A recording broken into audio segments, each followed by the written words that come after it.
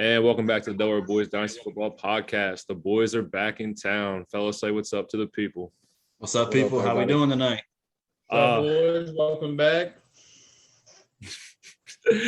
Oh, Ryan, you cracked me up, man. But anyway, just two seconds to take out of your time. Exciting news. Variety Sports Network out of the Midwest. They wanted to collaborate with some of our content. So we'll be posting our podcast to their stream as well.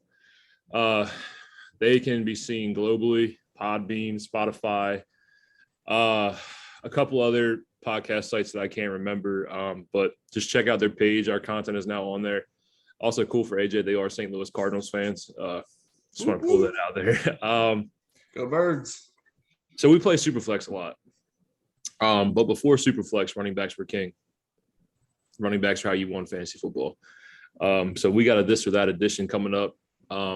Strictly running back edition. It's my favorite position in fantasy football. Can't wait to talk about it. But we're going to start it off with a couple old heads, guys that'll probably be phased out of the league in a couple of years. Let's throw it up there. Fournette or Zeke? I want to hear from the. Can you get a quick timeout though? What's up? We're on fucking Podbean now. We are on Podbean. Yeah, I said that. Yeah. Oh, I must have grazed them down on that one. Yeah, buddy. You mentioned their Podbean, but didn't say anything about ours. I didn't think. My bad. Yeah, I did. I'm gonna say it's an affiliation, bro. My fault. But anyway, back to it. Fournette, Zeke. Let's hear from the Bucs fan first, man. What do you got for us? Me personally, I'm gonna go with Fournette. I've always been a big Fournette guy coming out of LSU. I think I wish I could have saw his whole career in Jacksonville, because that first 2 years he was pretty fantasy relevant there, and then he had some locker room issues, kind of fanned out there with the coaches. Then when he went to Tampa, he acted like a diva at first. Only played the last few games of that season, entered that playoff run. Last year we finally got to see a full season with playoff run, even though he did miss, I think, 3 games towards the back end of the regular season. He kind of limbered into the playoffs as well. But with him and Brady last year, I mean, he was dynamic. He was a top 6-7 running back all year. I mean, they always found a way to get him into the end zone. I mean, Brady, he just nickel and dimes down the field, stretches the field here and there. And Fournette was perfect for that. I don't remember off the top of my head how many catches the man had. I mean, it's close to 70. It was 69. You were one on 69. I mean, that's a hell of a lot of catches out of a running back. I mean, it's got to be top 3 in the league last year behind Najee and Eckler. But, I mean, yeah, we lost some offensive line pieces due to free agency and injury already. That doesn't help his case. Add in Rachaad White. Rachaad White's going to catch a lot more passes, I think. So I do see some regression out of Fournette there. But give me Fournette over Zeke. I like Zeke. I'm always a Zeke guy. But I think they're going to do a lot of 2 running back sets there with Pollard. They're going to put Pollard on the field. Every time he gets the ball, he makes a big play. But just give me Fournette. I guess you can call me a homer. Yeah, no, I'm gonna take Zeke on that side. Go ahead, Dylan. My bad. I didn't mean to interrupt you. No, go ahead. Proceed. No, yeah. So I'm gonna take Zeke on that. Guy who's never finished below RB 13 in his position, and that's a season in which he played 10 games. He's never averaged below 4 yards a carry in his career. Last year, he actually had a career low in touches or in rushing attempts. He had 237, but his yards per carry went up from 4.01 in 2020 to 4.23 in 2022. So he was able to get a lot more yardage plus the touchdowns. Zeke is going to be a touchdown monster this year. Jerry Jones has already come out a couple times and say their offense has to run through Zeke. And I don't know about you guys, but when your boss comes down and tells you got to do something, typically you do it. So if Jerry Jones coming down to the field house and saying, hey, guys, we got to get Zeke involved, guess who's probably going to be pretty involved in that offense? So I know everybody's talking about Tony Pollard getting a lot of catches since they have all those targets vacated. But, I mean, Zeke had almost 50 catches last year. And, I mean, that was an offense loaded with pass catchers. So I think there's nowhere to go but up for Zeke in terms of target share. As far as carries go, I think he's going to probably stay around that 240 range for his carries. but I can see him maintaining an efficient 4 yards a carry and topping 10 touchdowns again. So I'm going to go Zeke all day over Fournette. I personally think if you can grab Zeke in the 3rd or 4th round like he's been going, then that's an awesome deal for you. Yeah, I think I'm taking it for sure. I think it's not that close for me. I think if you're looking at a dynasty perspective only, I think Fournette could potentially only have one more great year with Tom Brady, and then it's kind of question marks after that. Zeke's going to have Dak probably the rest of his career, going to be in a high-powered offense the rest of his career. A lot of people were concerned about Tony Pollard, or Frankie already mentioned, but we already saw that last year with Pollard involved, and he still finished as a top 10 running back. Given it was a down year for a lot of running backs, I think the number one running back was Taylor, who averaged 22 points per game, which is like a career low for running backs, average per game for RB1. So that's fair. But at the same time, Zeke has a drive to be a Hall of Famer, wants to top 8,000 yards. I think he can do it in that offense and continue to do what he's doing. Targets are going to come this year. You can see uptick in Pollard catches, but at the same time, with somebody vacated, why not Zeke getting a little bit more too at the same time? I mean, they love him, Cowboys. Jerry Jones is in love with him since he drafted him, whatever overall, 4 overall? Yep. 3, I think. 4. 3 or 4, yeah. 4. He was 4. 4 overall. So, when's the last time we ever saw running back get drafted that high other than, Barkley? Fournette did it. I was about to say Fournette was. I'm pretty sure the year before he was 4. Fournette was number 4 overall. That's what I was thinking of. Yeah, I was about to say Fournette went 4th. I know They're that. kind of grouped together. Yeah, and Gurley was also another one that went first round, top 10. He went 10. He went 10. Yeah. Gurley went top 10 as well.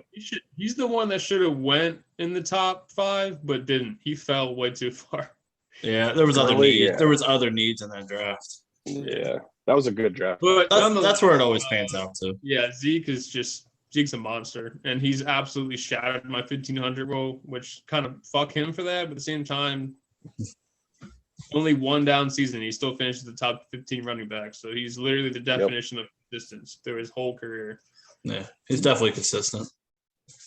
Yeah. I'm gonna sway it back. I'm gonna go Fournette here. I only go Fournette because I actually saw last season his most efficient season in the NFL. 4.5 yards per carry on almost 190 touches. Granted, it's not the 270 touch mark we're used to seeing in Jacksonville that he had for 3 years.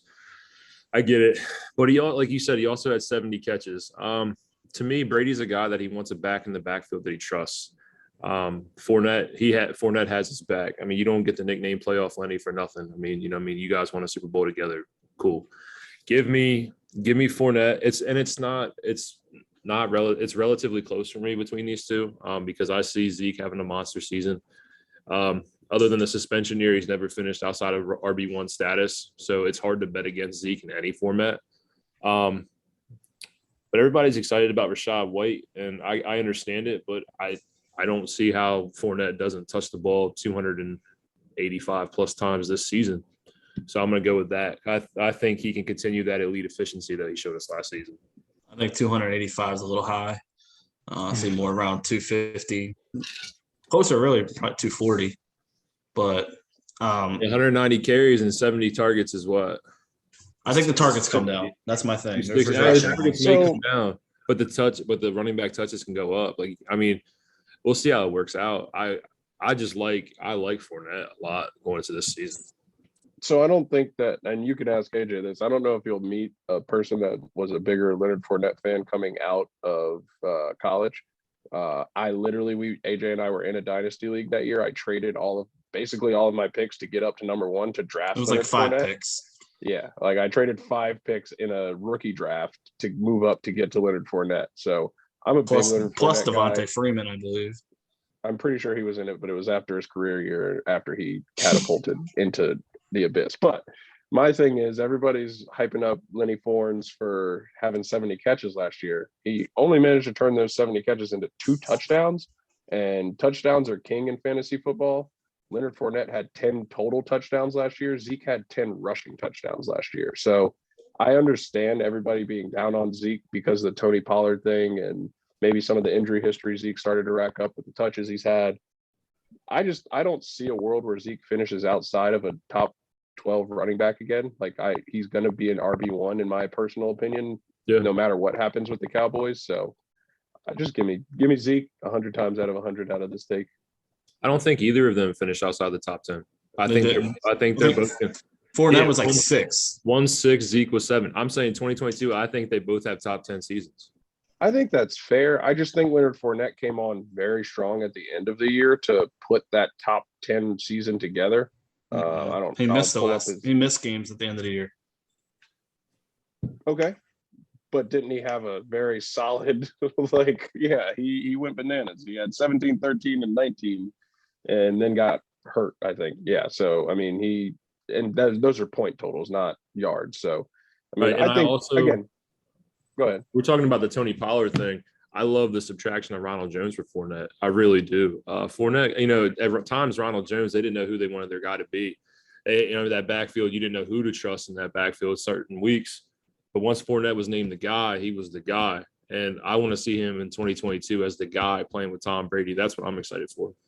No, that's fair. And not to go too long on these two running backs, but do you guys also think that the Buccaneers' propensity to bring in all these pass catchers this offseason is going to take away from that target share for Leonard Fournette in terms of passing? I mean, they just brought in Gage and Julio.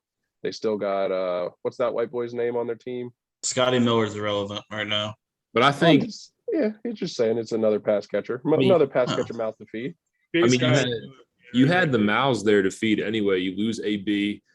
You didn't expect. They lost Gronk. You lost Gronk. I mean, Godwin's hurt going into the end of the year. You had to bolster the wide receiver corps going into it. I think that was more to do that.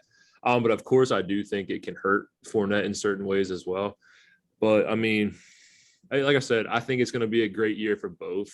So I think you can lock them in this season as running back ones, regardless. Fair enough. Oh Lord, AJ, who we got next?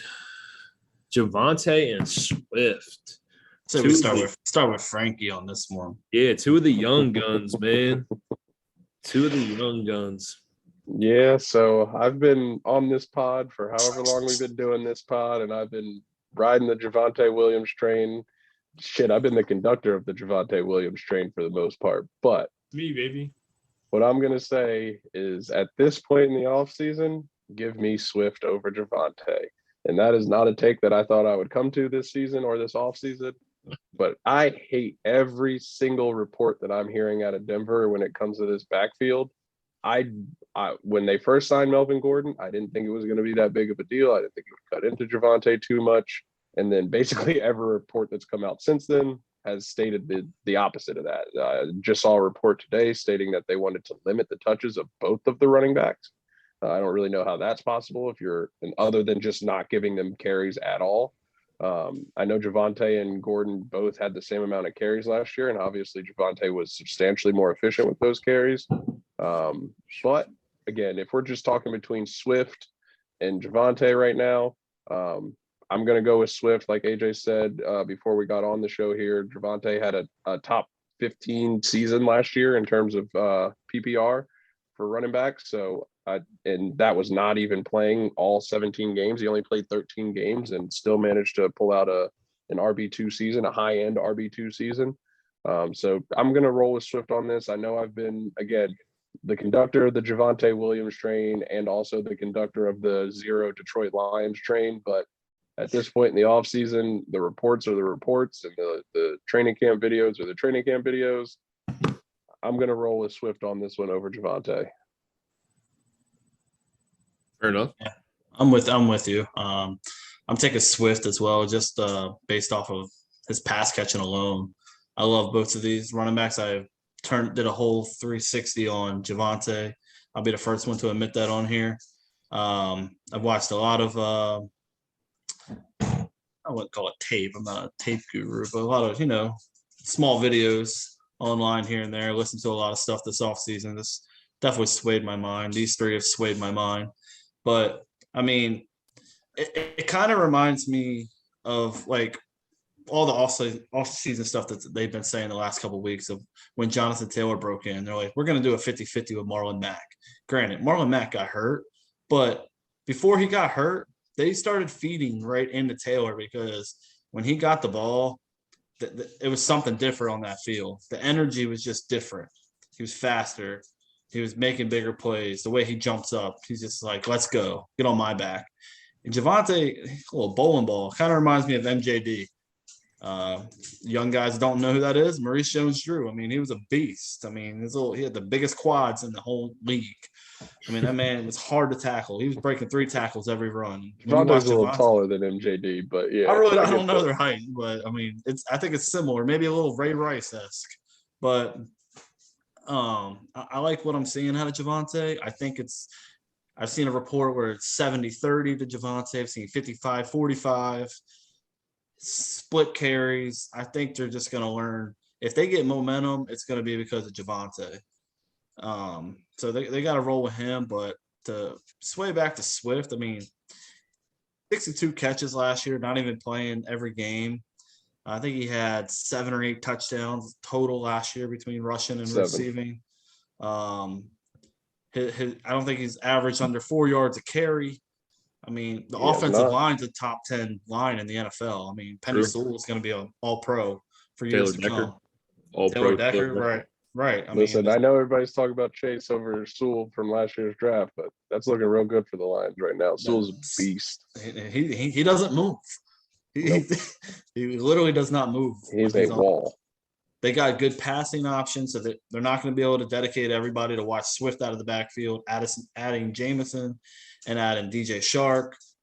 St. Brown came on at the end of the year. They got Hawkinson still emerging. They got good weapons. They don't have a quarterback.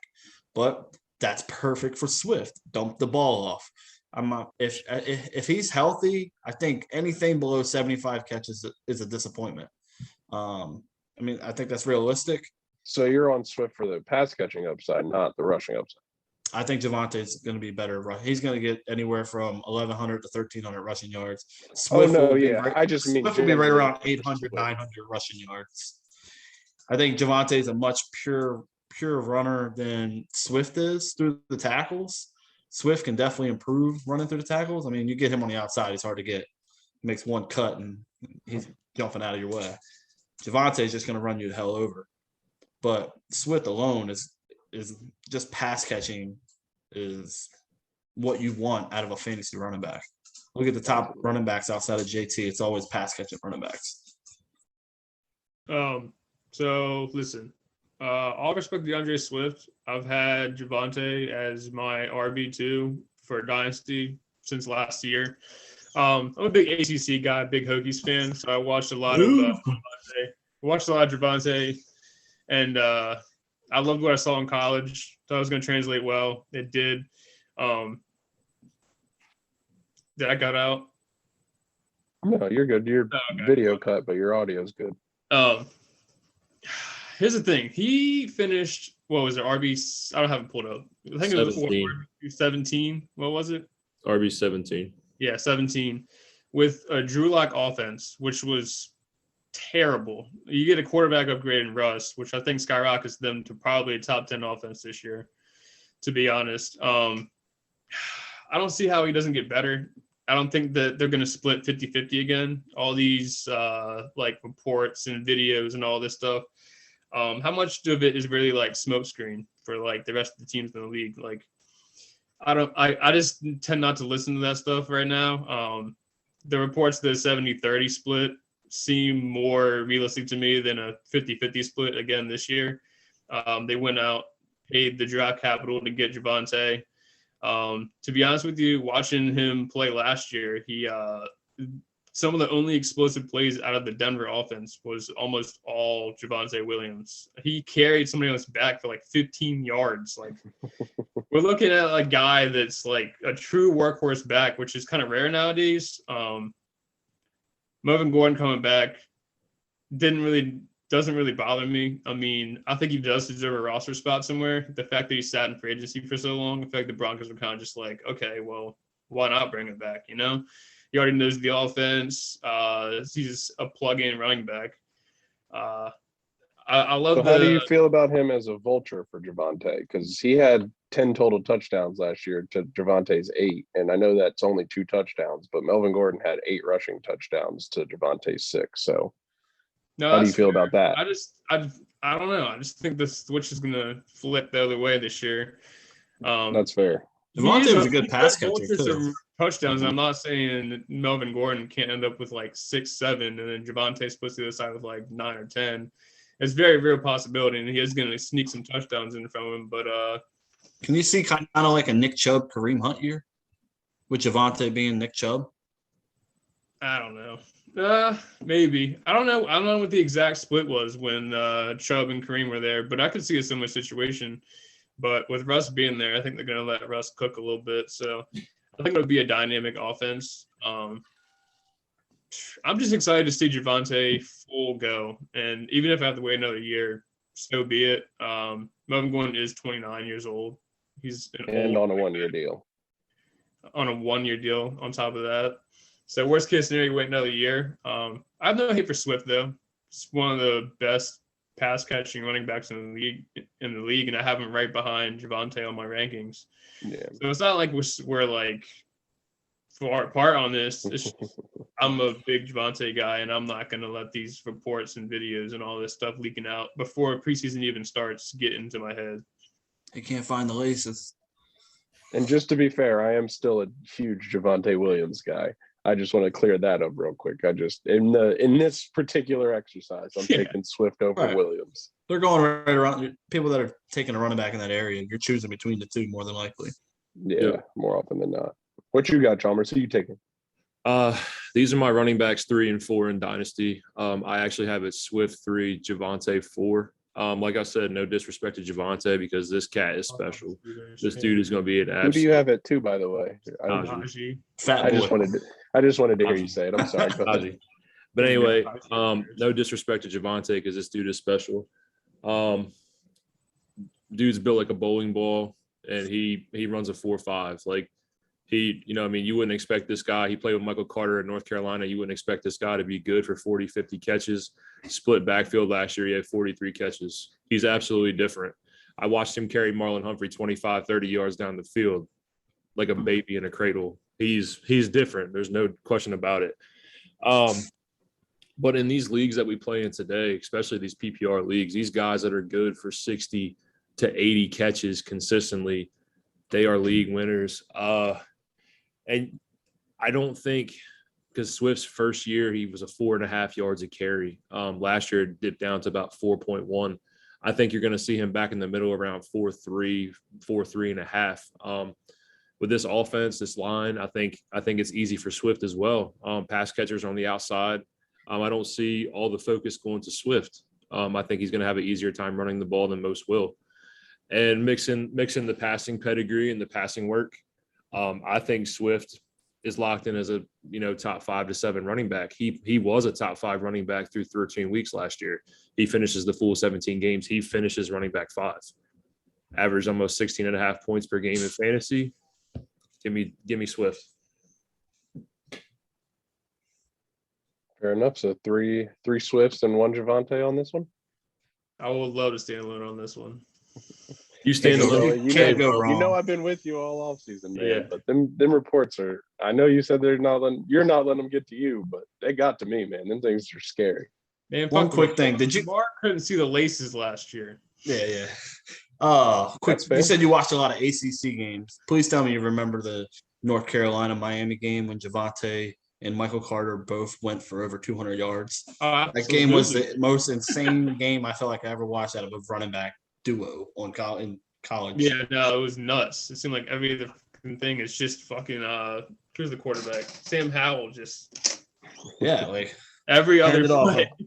I was like, which one was that? Because you didn't really know of them. I mean, you knew of them, but you didn't know what they were yet. Yeah. Miami was like ranked like 11th. North Carolina wasn't shit.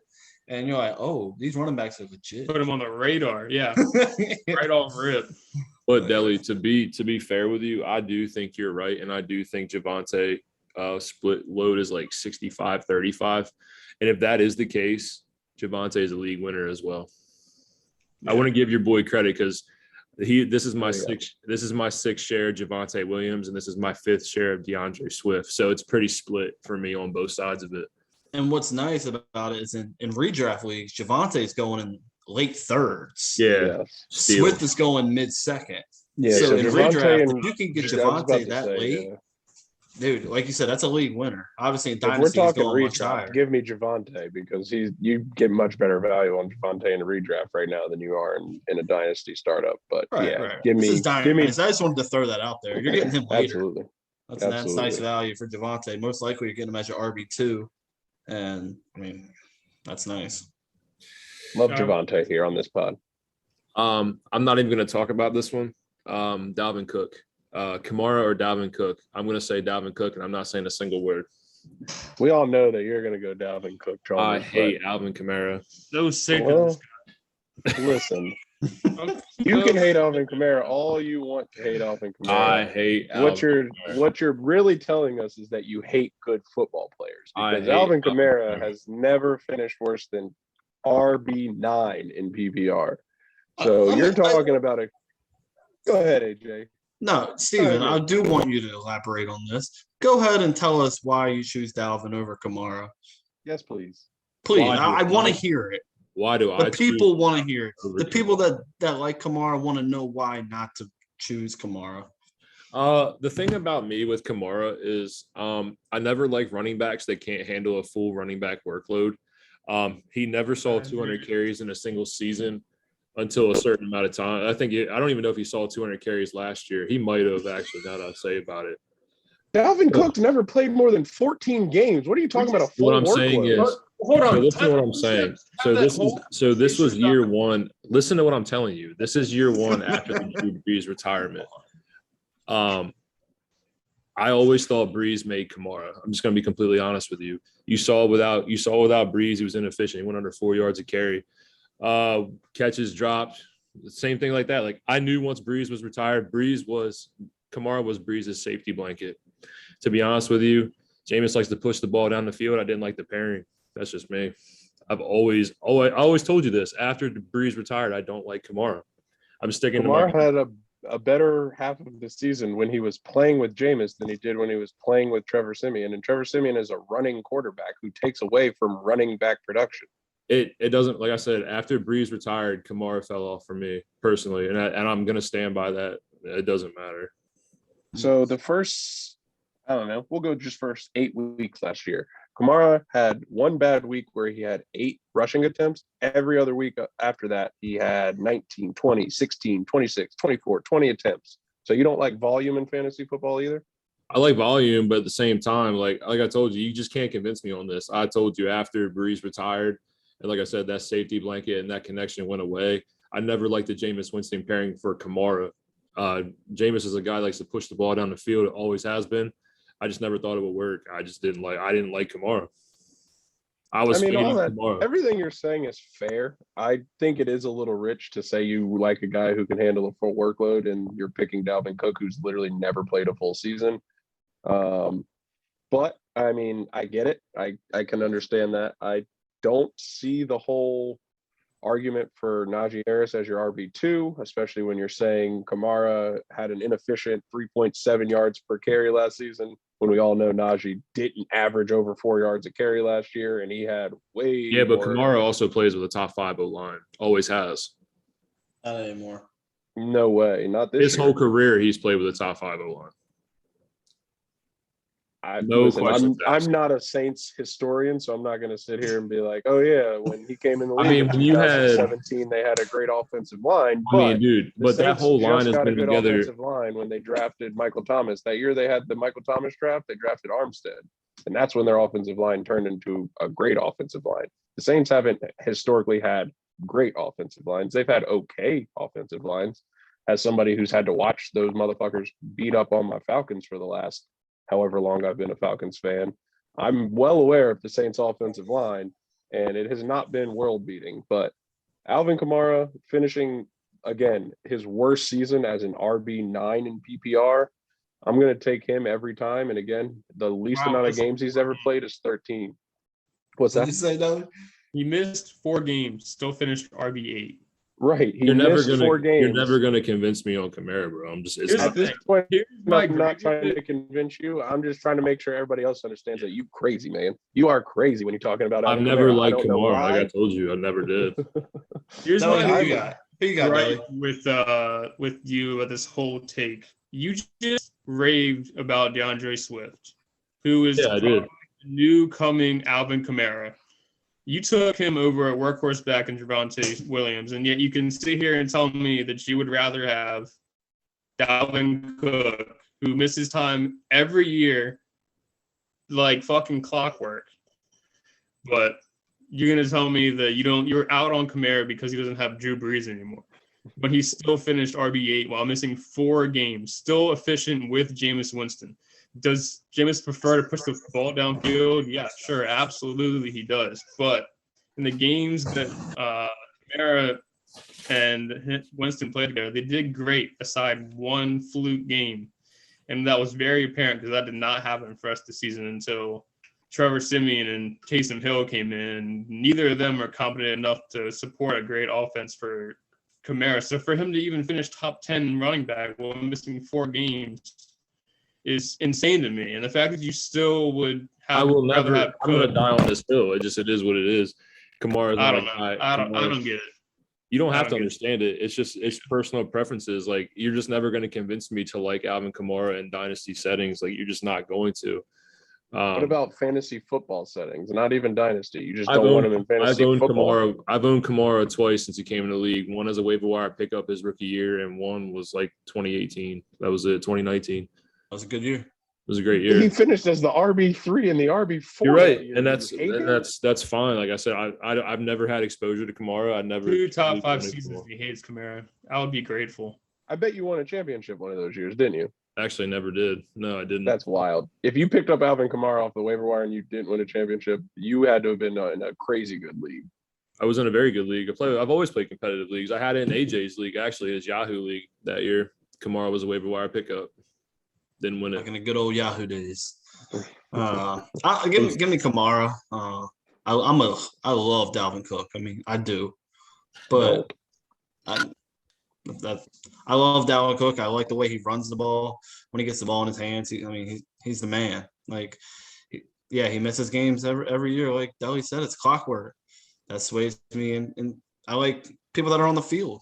Kamara's on the field. Outside of last year, Kamara's a beast. As much as I don't like the Saints as well, being a Bucks fan, like I'm here to win. And Kamara has won me championships. He literally won me the championship the year he got 6 touchdowns against the Vikings. In a game. Against the Vikings. One game, he had 6. As ironic as that is. But Christmas, I mean, but Dalvin Cook had 6 total touchdowns last year.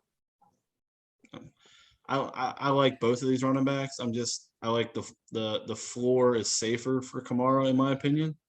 He's a better pass catcher. I'm gonna keep it short. I mean, I don't want to get Steven more riled up than he is. Just give me Kamara. Last thing I'll touch on the whole situation is the Vikings are going to go into a season where Dalvin Cook is no longer the feature weapon in that offense. I think it's going to turn to Justin Jefferson this year. I still think that Alvin Kamara is still the best player on the Saints offense. Easily. And I don't think it's close. So to be the focal point of an offense is huge. And I just don't think with them going to a pass-first offense that Dalvin Cook is still going to be that focal point that you want to see out of your RB1. You have Dalvin Cook on the field. Dalvin Cook's getting his touches regardless. Oh, for But sure. Dalvin Cook being on the field is a big deal. Justin Jefferson is not the guy. Like Yeah. you're overlooking the Dalvin Cook being on the field part. So I think maybe the way you feel about Kamara might be the way I feel about Dalvin Cook. I will never own Dalvin Cook I can't do it. because Dalvin Cook has never played more than 14 games in an NFL season. So to me, I've said it once, I'll say it 100 times. The best ability in fantasy football is availability, and he's not available. So listen, I understand your hate for Alvin Kamara, I guess, because I hate Dalvin Cook that way, but give me Need him to Kamara. be healthy. I got about 4 or 5 shares. I love Dalvin. All right, who we got I've next? hated Who we him. got next? To be fair, I am a biased Dalvin Cook hater. I am a Florida Gators fan through and through, and that man torched us when he was at FSU. Talk about he was healthy every fucking year he played there. I don't know what happened there, but yeah, Neither no, of no mine- thanks on Dalvin Cook. It was a Guys freak behind- ACL tear and then soft tissue injury year too. Like, you know what I mean? Like ACL tears are freak injury, especially when nobody's around you. Like Chalmers, you can't say that when the man's never played more than 14 games, bro. He's literally never played more than 14 ever in the history of his NFL career. Like, I mean, that's fair just enough. injury prone. That's fair enough. You're talking about like the significant time missed, like 14 games played out of 16. I'll take that for any fantasy season. Like I get Kamara, you know, he's more available. Like that's fine. I understand that argument, but just like with the touches, like I don't know, man. I can't get behind owning Kamara. I never will. I've told you that. It's been a whole year thing. Like it's 2 years for me and Deli. This conversation comes up all the time. Eckler or Henry? Who? Eckler or Henry? Oh, I'll Give start me it a- off. I'll start Go it ahead, off. start off. Give me the king. They're both older. Henry's 28, Eckler's 27. I think Henry was running back one prior to breaking his foot in half last year. he was for like 3 weeks after as well. It took Jonathan Taylor 3 games to catch him. Yep. Like that's unheard of. No matter what fantasy sport you're playing, what position it is in fantasy, that's just stupid, honestly. Silly. And the man is gonna find the end zone at least a dozen times. Give me that. There's gonna be regression from Eckler. There's no way he's getting 18 touchdowns again. Absolutely 20. not. What was that? 20. 20. Okay. Maybe 14. That's one of the hardest things to repeat ever is 20 touchdowns. Like that's wild. Especially from a running back that small. They went out and drafted Isaiah Spiller to run between the tackles. Eckler is going to have regression when it comes to rushing touchdowns. He had 12 rushing touchdowns. Is that what it was, Steven? Eckler, he had 12 rushing touchdowns. 12 Yeah, there's going to be regression there. He's going to get his catches. He's going to be a top 10 running back as long as he's on the field. And no disrespect to him, but the king is the king for a reason. He might come out this year and just be, all right, we lost A.J. Brown. Give me 1,800 yards and Give me them catches. He's gonna 15 touchdowns He's gonna and catch 20 50 passes catches. this year. Yep, not 50. He's getting 50 catches this year. Stop. Put it on the books. Okay, edit that out. No, I'm just kidding. No, but for real, just give me the king. No, I'm with you on that, AJ. I'm a big Derrick Henry guy. It took you and I a long time to come around on Derrick Henry every year going into. It took a long time for him football. to come around. That is not true. He's been a top 15 running back since 2018, and neither. How many years was he in the league before he like took off? Was it 2.5? Yeah, 2.5. Really, he snapped that third year on like Thursday Night Football against the Jags or something. Listen, and since then he's been the best running back in football. Yeah, but I'm saying like a running back. margin. I usually give up on running backs that aren't relevant after 2.5 years that come out of Alabama at that, won a Heisman at that. I'm like, okay, he's too big for the NFL. That's what I thought. I thought it. No, he died. I just thought he was too big. I really thought he was too big. I was like, he's not gonna work. No, I'm with you. Honestly, it took us a long time to come around on him, but like you said, last year he ended the season with 937 rushing yards, and he played 8 games. Like it legitimately took Jonathan Taylor 3 weeks to catch him in running back points in fantasy football, but it took him like a month and a half to catch him in terms of yardage. Like we love Jonathan Taylor as if for his fantasy football, and love Jonathan Taylor's season last year. But if Derrick Henry finished the season, I don't even know if we would be talking about Jonathan Taylor, to be completely honest with you, because the stuff Derrick Henry was doing was wild. Like I don't know if you guys, I'm not going to pull it up, but the NFL every week tweet or puts out an Instagram post with the top leading rushers and leading passers and leading receivers in the NFL. And Derrick Henry was number 1 for a month after he fucking broke his foot or whatever he did. Like, I don't know. Give me the king of efficiency. And even if he's not efficient, he's going to give you 14 touchdowns. I'm maybe a little hyperbolic on the 50 catches. He's never even had over 30 targets in a season, so I doubt he's going to get 50 catches. But there is a lot of targets vacated on that team. And Derrick Henry's coming back fully healthy. So give me Derrick Henry. It's There you tough go. because the general consensus is Henry, and I agree with you. It's just scary with a broken foot, like completely snapped in half. It really is. I'm gonna go Henry too. just because it's insane for somebody to have 219 rushing touches in 8 games. Like, that's fucking nuts. He probably just, since he's a robot, just got a new foot put Yeah, on. it's nuts. That's exactly what happened. He's some new plates in there, maybe a couple of screws. He's fine. Then you come back for the playoffs. Yeah, he's the running back that breaks the mold that says you have to be a PPR back to be relevant in fantasy.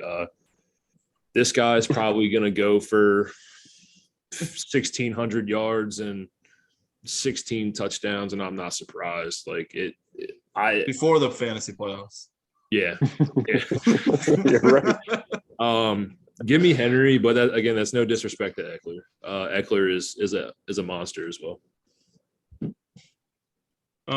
First of all, let me give my flowers to Eckler. This is a lot closer than it would be for you guys. I'm still going Henry here. When he's on the field, that man is just an absolute tank. I mean, he's a linebacker at the running back position. I mean, he'll put anybody on the ground. We've seen him victimize people left and right. Did you guys see the stiff arm drill video they posted of him the other day? He was literally breaking helmets off of the ground. That's what I'm saying. With his fucking stiff arm. He's so mad. I think he'll come back fine from the injury.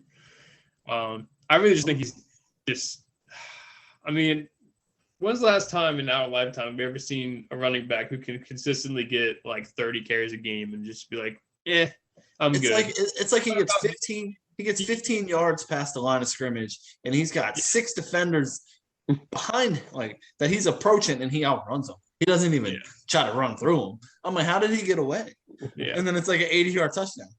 And the scary part is better in the second half of games, which is like who wants to tackle him? He's literally wearing down offenses, and he's still like every day. Could you imagine after an hour and a half of trying to tackle that guy and they give him the ball again and you're just like, well, I'm done. I'm going home. Like, fuck this. What am I supposed to do? We're gassed. They're running a 2-minute drill. It's 3rd and 12, and they do a draw. You guys just gave this semi-truck another fucking handoff. Get out of here. Yeah. This is real quick on Eckler. He is in one of my favorite offenses in the league. Is 20 touchdowns going to happen again? Probably not. 16 to 18 range seems probably in his wheelhouse. Still a PPR monster. I probably have him a lot closer than you guys, but yeah, I'll still take Henry. Henry's just a fucking absolute definition of a dog. I'm a big Eckler. So real quick on Eckler, I like Eckler, but I also think that this is the offseason to trade Eckler for whatever you can get for him, because I think this is probably the highest Eckler's value is ever going to be. So I would say if you can get a good deal for Eckler, I think, like, if not in a startup, obviously in a startup, you're probably going to have to take Eckler relatively high if you want to grab him. But if you're in a league already and you own Eckler and you haven't traded him up at this point, I would probably move off of him because I don't think you're ever going to get a better return for him than you can right now. Yeah, no, I agree. I moved Henry last year, actually, because I thought 2000 wasn't possible. I just moved Javonte this offseason. I moved him for Jonathan Taylor, but still. Gonna throw that in there. Yeah. I mean, that's what I'm saying. But listen, that seems a little silly. I know, but that's kind of my point. So though. silly. Like, you should definitely. I'm talking about saying that I traded him for Jonathan Taylor sounds silly, but my point is you should definitely always try to get the best and highest value out of a player while you can. I don't think that if I had tried to trade Javonte Williams for Jonathan Taylor 2 months ago, I don't think it would have happened. But I think being able to maximize somebody's either potential or their actual like production, I think that's the key to being successful in dynasty fantasy football. Like Najee Harris. But who's next? We got Dobbins and Nick Chubb. Ooh, I like that one. Go ahead, Chalmers. Even as Who are your favorite teams? So let's let him rock. I'm gonna go first. I don't personally, like I said, I leave legal issues out of it. I don't like anything that's going around with Cleveland right now. A lot of uncertainty in Cleveland, and people think if Kareem Hunt gets traded, Nick Chubb actually has played a lot of games without Kareem Hunt, and he didn't play any significantly better. I don't know what Kevin Stefanski wants, why he doesn't give Nick Chubb the ball. He doesn't. I think Nick Chubb has had 30 catches one time in his career. Granted, it doesn't mean that Dobbins has a whole lot of upside, but I want the running back that's linked to the number one rushing efficiency in the league. Give me J.K. Dobbins. Obviously, I don't think 2 years ago 6 yards per carry is going to be sustainable, and a touchdown and 9 touchdowns in a 7-game stretch is sustainable. But if J.K. Dobbins comes in as your number one workhorse, I think Dobbins can outproduce Chubb this season. And I mean, I don't know how you guys feel about it, but that, you know what I mean? That's where I'm at with it. I'm 100% in agreement with you, man. I'm all in on the J.K. Dobbins hype. I was a little concerned with the injury lingering into this offseason, considering he sustained the injury last offseason. But he just got cleared today, the 8th of August, if you're hearing this a little bit later. So give me J.K. Dobbins over Chubb. Like you said, Chalmers, I think the Ravens are going to continue to be probably the leading rushing team in the NFL. So if you can get a running back on that team, or if you are fortunate enough to be able to get Lamar Jackson at like pick 7 in a startup draft, I think you should do that. But I would definitely tie myself to J.K. Dobbins in any way I possibly could. I have him as an RB2 in one of my leagues, and I'm more than ecstatic about that. Yeah, give me J.K. Dobbins. The efficiency, like you said, Chalmers, is kind of unheard of. So I doubt that it's going to be something that he can continue. But even without being 6 yards a carry efficient, I think getting even 4 to 4.5 yards per carry in that offense is going to do wonders for J.K. Dobbins. Yeah, and I don't see it's out of the realm of possibility he can finish with 5 yards per carry. I mean, same. Yeah, and that line actually improved. People talk about that line. The Ravens are completely healthy. I have them as a Super Bowl contender. Who do you pick as a defensive end off of a read option over Lamar Jackson and J.K. Dobbins? Like, that's a fucking nightmare, dude. Yeah, like this whole offense is a nightmare. They're a good team. Yeah, they're talking about Gus Edwards not playing until at least week 6 or 8. His and injury is actually Mike worse Davis than taking any pull away from J.K. So or Tyler Batty. I don't care. J.K. Dobbins, let's run it. Yeah. I'm with you. I love Nick Chubb. You're going Dobbins? I'm going Dobbins. Oh my God. Dobbins, that might be the shock of the pod.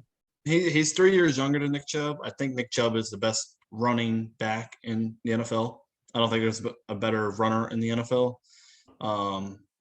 But he's also 3 years older than J.K. Dobbins. This is dynasty. You need somebody that's younger. Chubb has 900 touches in 4 years. That's a lot of touches. He also has 36 touchdowns in 4 years. That's a lot of touchdowns. Touchdowns are key. We want touchdowns. But like Steven touched on, this is the best running offense in football. And who are you defending? 5 yards a carry is not out of the realm with J.K. If he can be healthy, you're looking at a top 5 running back potentially in fantasy with J.K. He's a good pass catcher. He showed that at Ohio State. He showed flashes of that already with Baltimore.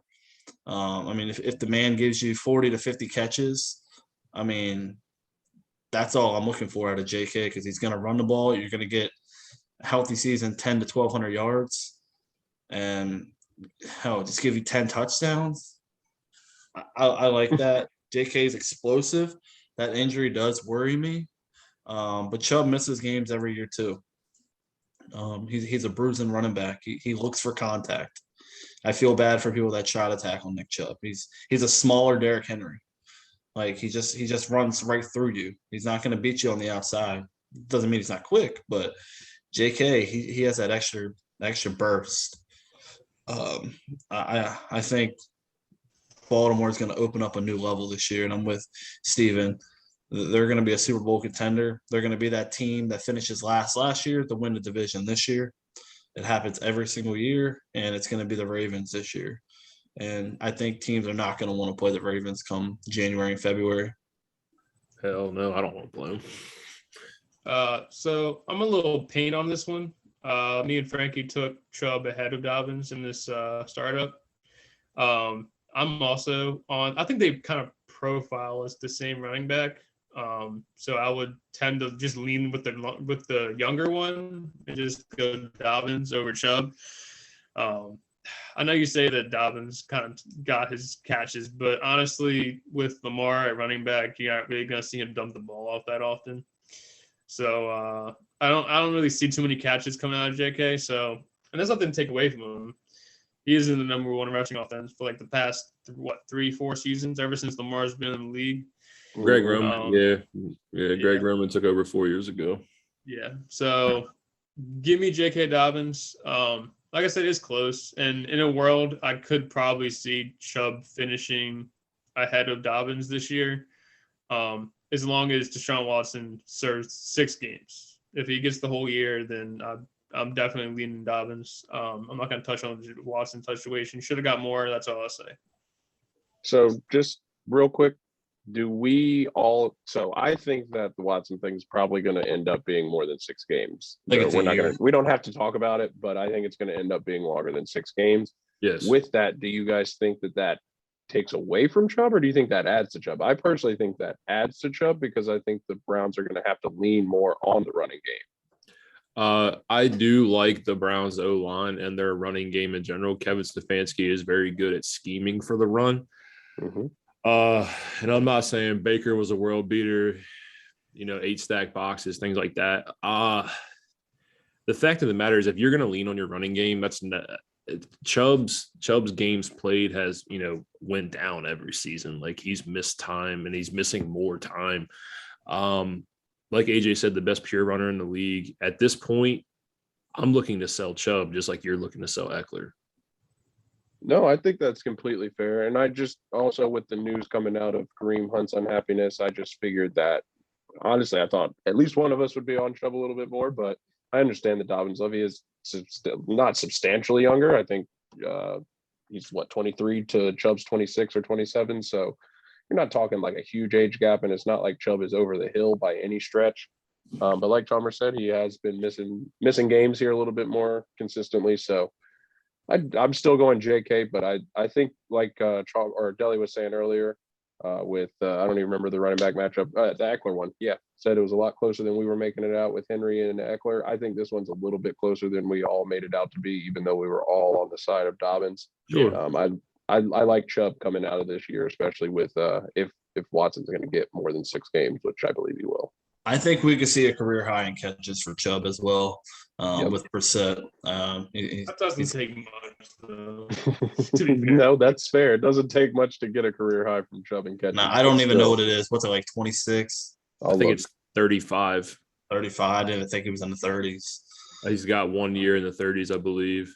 I can see receptions. It's 36 in 2019. Yeah, I can see Brissett dumping it off a lot. And that was his most by 16 catches. His next closest is 20. It's bad. It's so bad. Yeah, if Kareem Hunt is gone, Chubb's probably gonna have a monster season. Right. Now, to be fair, Nick Chubb is very efficient in turning targets into catches. He had 25 targets last year to 20 catches, 18 targets to 16 catches, 49 to 36, and 29 to 20. So if you target Nick Chubb, it's most likely going to turn into a catch. Now, that being said, it's probably a screen pass or it's probably like a dump off. So he's not going to get you many yards. His yards per target are less than 7 for his whole career, and his yards per catch are just a little over 7 for his career. So not the most efficient with his catches, but good at turning targets into catches is what I'm saying. But like, what more do you guys see Chubb being? Like, how many you know years? You know what you're getting. Yeah, how many years has Kareem Hunt been in Cleveland? This is year 3 now, if I'm not mistaken. Yeah, this will be his third season. Kareem Hunt had the suspension. Kareem Hunt comes back. Look at that 10-game suspension to the 6-game workload. Like, the touches never varied for Nick Chubb. Kevin Stefanski never said, hey, I want to give Nick Chubb the ball. I want him to go win me a game. He never did that. It was just like, you have, like AJ said, the best pure runner in the game. Give this man the rock. And Stefanski never did it, and I don't understand why. See, I think that comes down to Baker, though. I think Cleveland spent way too long trying to make Baker a thing and trying to make Baker happen, and they were keeping the ball out of their best players' hands in the process of doing that.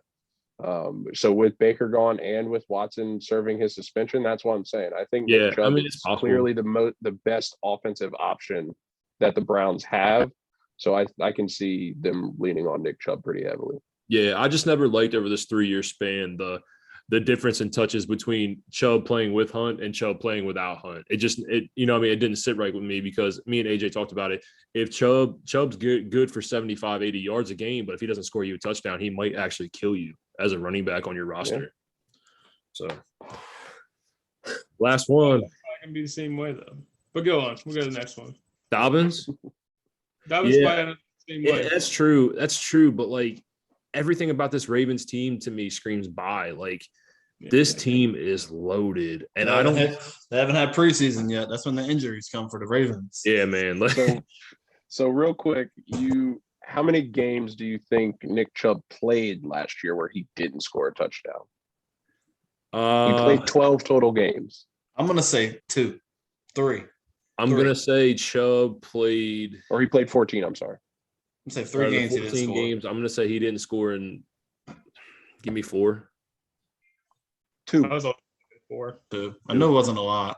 So I understand what you're saying about, he's only going to get you 80 yards. And if he doesn't get you a touchdown, then it's no good. But the chances of him not getting a touchdown are a lot lower than the chances of him getting a touchdown. So I understand where you guys are coming from, Nick Chubb. I even picked Dobbins, but honestly, I think I've talked myself into leaning Chubb here over Dobbins, especially coming off that injury.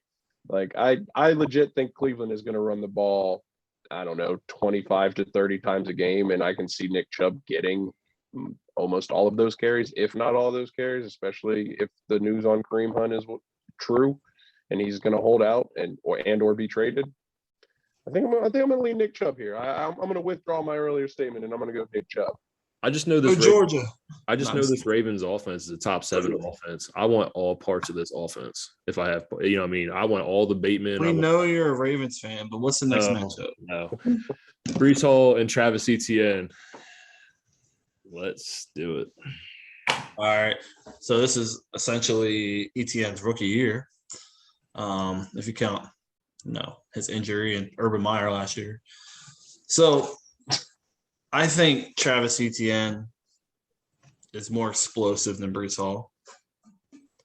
I think he's on a better offensive line. Mekhi Becton's already getting an MRI on his knee today, which is not good. He's hurt every time. That giant motherfucker can't stay healthy. So take him out of the equation. Etienne has a better quarterback with Trevor Lawrence over Zach Wilson. The chemistry is already. He ain't gonna be in the league next year. Yeah. He gonna be on Pornhub, but the chemistry is already there with Etienne and Lawrence. I mean, they've been playing ball for 4 or 5 years now. He's a better pass catcher than Breece Hall is. When you give Etienne the ball, he makes plays. Never averaged lower than 7 yards per carry in college at Clemson. He's a dog. Yeah, he had Liz Frank last year. Okay. Have you seen him in these videos? I know it's training camp. The man doesn't look like he got hurt. I cannot wait to see number 1 on the field. I think him and Lawrence with Doug Peterson are going to be dynamic this year. I don't want anything on the Jets outside of Elijah Moore as a wide receiver 3 or a flex option, but I'm not really the type of person that says I don't want somebody because they're on this team. I just really don't want anybody involved with Zach Wilson's offense. It's just Robert Saleh is a defensive guy. He's not an offensive guru. I forget the offensive coordinator that they brought over from San Fran. Mike McDaniel. Mike McDaniel. He didn't really look very well last year. But give me ETN all the way. See, I think this is finally going to be the time where Chalmers gets some support on his Breece Hall love. I know that might be a little shocking. Oh, go ahead, Dylan. Go ahead. You're good. Never mind. No, you're good. All I was going to say is give me Breece Hall over Travis Etienne. I know I've been a little bit of a Breece Hall hater on this pod, but that is more or less to do with his ADP, not necessarily his talent. AJ, I heard you say something about the Jags offensive line. I don't like the Jags offensive line very much. They didn't do much. Said it's better than the Jets. See, I'm not disagreeing. I'm not disagreeing. I don't like the Jets offensive line. I don't like the Jets offensive line either. But I just think Breece Hall is a better pure runner, as you'd like to say with Nick Chubb. I think Breece Hall is a better pure runner than Travis Etienne. I think Travis Etienne's probably a little bit more electric with the ball in his hand for sure. But Breece Hall, guy in college who, at his worst, had a 9 touchdown season, and that was his freshman year. Finished the last 2 seasons of his college career with 41 combined touchdowns. So obviously a guy with a nose for the end zone, and that seems to be a little bit more what I'm looking for out of my running backs consistently through this pod. So give me the guy who I think has a little bit higher touchdown upside in Breece Hall. I know we said that the Jets probably aren't going to get near the goal line very much, so it's going to be tough to do some goal line plunges, but I'm still leaning more towards Breece Hall than Travis Etienne in terms of a couple counters I have for that is the man played in the worst tackling conference in college football. The Big 12 is not good and not known for tackling. I don't care if he had so many broken tackles in college. He's playing against defensive players that aren't going to make it to the NFL, and if they are, they're going to be a 4th-string cornerback or a backup linebacker in the NFL. They're not NFL talent. You don't see many defensive players coming out of the Big 12. Like you said, the Jets aren't going to be around the goal line much for him to punch the ball in. He's going to have to break one off. It's going to have to be a 30, 40-yard rush for a touchdown. He might get 3 or 4 goal line touchdowns because it's an NFL team. They're going to get to the end zone, but he's not going to ever – I don't want to say ever, excuse me. He's not going to get many opportunities to have double-digit touchdown seasons. Etienne is an elite pass catcher out of the backfield. I could see big things coming out of him just from the pass catching alone. Now, Breece Hall, when he played at Iowa State, he's playing nobody when they're playing that defense. Like you're playing Texas Tech, you're playing Oklahoma, Baylor. These teams do not tackle. Tell me how many Big 12 running backs come out of that conference and are successful running backs, RB1s in the NFL. DeMarco Murray is really the only one that comes to my mind. Adrian Outside of that, Peterson. okay, yeah, AP. Thanks, Chalmers. I didn't want to say it, but thanks, Chalmers. AP didn't come to my mind. DeMarco came to my mind. Okay, who else? Also an RB1 out of Oklahoma, but go ahead. Okay, who else though? Realistically. I don't know. I don't remember all of the Big 12. Running backs and wide receivers usually don't pan out of that conference. And that's fair. Listen, I didn't make the broken tackle argument. That's typically a Chalmers argument. My argument was that he's got a nose for the goal line. And the other argument I would have to counter what you just said is I don't think Travis Etienne is going to get much of the rushing load in Jacksonville because James Robinson, by all accounts, is coming back. And I'm not a guy who's going to say go draft James Robinson by any stretch because he's coming off an Achilles tear. But he is also a guy who's finished as a top 15 running back for the Jags Blew his the last Achilles 2 out. years. Blew his Achilles out. That's fine. That doesn't mean they're not going to give him opportunity, though. And I think as soon as he enters that backfield, he's going to take away from the rushing opportunity from Etienne. Takes at least 2 years to come back from Achilles. That's fine. I just don't think Breece Hall has that competition for touches is what I was trying to get at. Michael Carter has not went anywhere. And Michael Carter, it didn't look good last year either. James Robinson has, again, he was definitely relevant.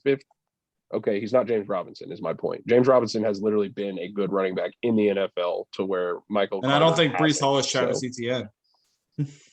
I said that. I just think I would rather have Breece Hall than Travis Etienne in this instance because he's going to score more touchdowns in my opinion. When are they going to get down there? I can't forecast that, but I'm just telling you that's my opinion. I'd be shocked if Breece Hall had more than 5 touchdowns. I think that's a crazy take, but I understand it. Again, I'm not over here to pitch the Jets, but if we're talking Jets versus Jags, which is 2 of the worst teams in the NFL, I'm going to take the Jets. Jags are a playoff contender over this year. Jags with Etienne. They're a playoff contender this year. I said it on the pod. I'm just talking about Etienne, man.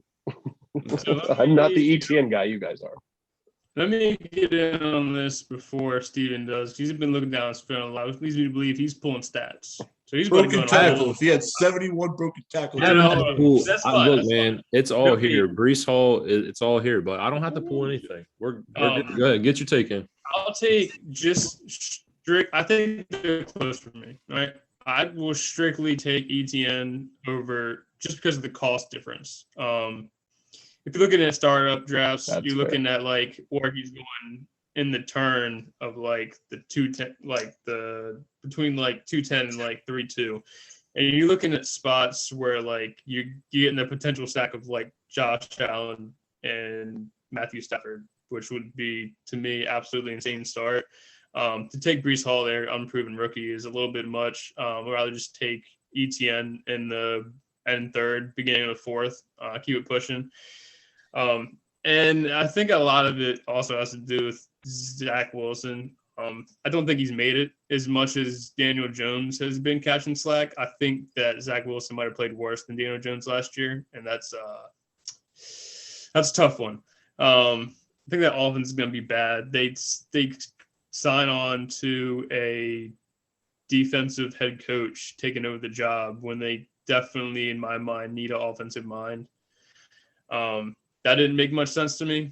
I don't know. I mean, why would you spend the draft capital on a young guy at BYU that you believe in and not try and get him as many tools as he can to make him better?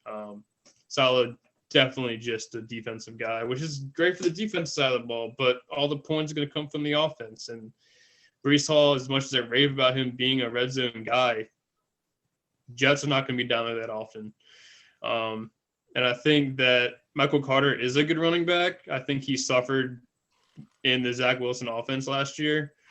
I don't think Michael Carter is going to go too far. I mean, Brees is definitely going to be the RB1. I will say that. That's fair to say. But that doesn't mean that Michael Carter is not going to be right behind him, getting like 12, 13 carries a game. Maybe even that's a little much, but he's not going anywhere. They spent the draft capital on him. They touted him out all year last year. I hate the Jets offense. I really do. And the biggest thing is like, you can argue offensive lines all you want, but ETN doesn't have to have a great offensive line to produce in fantasy. I mean, he's a pass catching back. He profiles as like a Swift, Kamara type of guy. And they don't really need to rush for any more than 800 yards a season to be productive in fantasy, because they're going to catch the ball 50, 60 times and keep it pushing. Fair enough.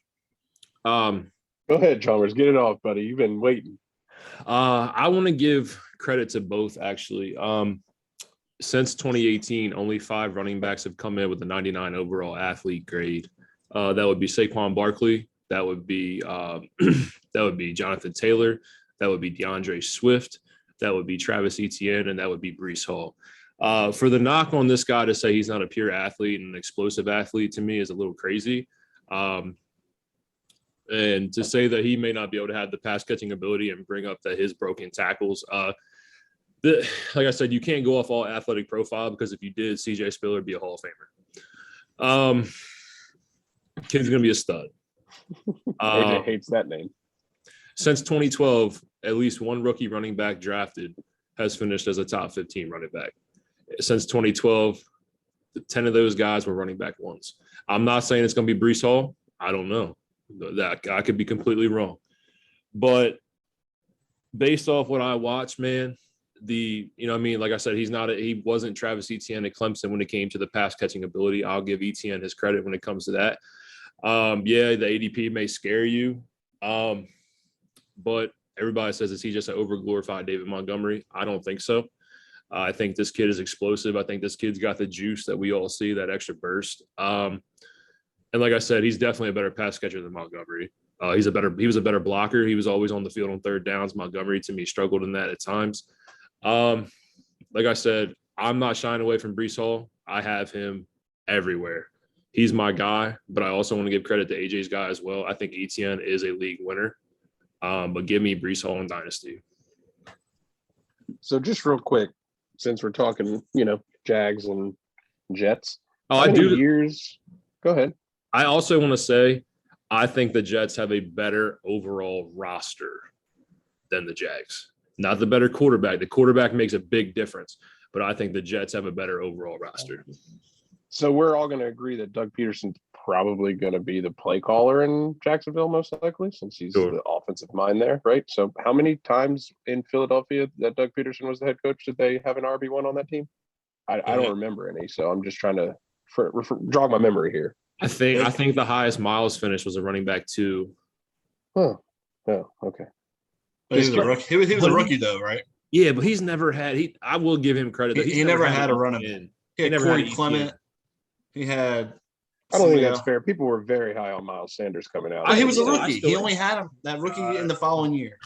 ETN didn't play last year, and you just said he was a rookie too. So Yeah, but I'm just saying, he Miles never had Sanders that. coming out of Penn State, people were talking about how they didn't lose that much from Saquon because they had Miles Sanders. So it's not like people like, I don't know, maybe Miles Sanders, since he's been in the league this long, people are forgetting. But coming out of college, people loved Miles Sanders, and the fact that he went to Philly, Not like ETN, people were though. like, Sanders was a was a first round beast. pick. sure, not like Absolutely. ETN, but you said, oh, it's Miles Sanders. Like Miles Sanders had a very high athletic profile coming out of Penn State and was a highly touted running back coming out of Penn State. So my point But is just that Doug Peterson He tends was to also not eating there feature with a Jordan running back. Howard. Him and Jordan Howard were splitting there that year. Jordan Howard had a decent year running the ball.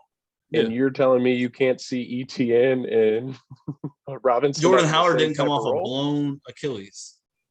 No, he just got cut from his previous team because he wasn't very good at football. But at least And he still didn't have got to all worry those about carries. planting. That's how you plant. That's how you dig into the ground, make cuts. Listen, again, I'm not saying draft James Robinson, but what I am saying is he has he has a storied history with the Jaguars of being a good running back. They're not Not just with going to be Doug like, Peterson. fuck this guy. We're not going to give him the ball no more, even though he's back and healthy. Like, that's just not going to happen. He's not That's healthy. not how the NFL works. He's not healthy yet. I'm saying when he's healthy, I don't think Brees Hall is going to have that competition to where ETN, week 4, Robinson can come back and just eat into his carries or his target share. Like, I'm more comfortable with Brees Hall in this hypothetical than I am with ETN. I like both players, and I think Deli made the best point as far as ADP. I can't really argue the ADP because if you're talking ADP, I'm not taking Brees Hall. Like, period. We've had that conversation. I think he's overpriced right now. But again, in this hypothetical situation where I got to pick between those two players, I'm taking Brees Hall over ETN. Here's the last thing I'll say about ETN. In this new modern era in like draft stacking, it's worked out pretty well. Tua and Waddle worked out great last year. Jamar and Burrow. Given that's a high profile one, but that's fair. But I mean, you saw how Trevor and ETN worked in Clemson. They were great together. National champ. Yeah, so I don't see why Trevor wouldn't lean on his guy. And regardless of what the coaches say, I mean, at the end of the day, make your quarterback happy, you know? At the end of the day, that's your franchise quarterback. They drafted him 1 overall.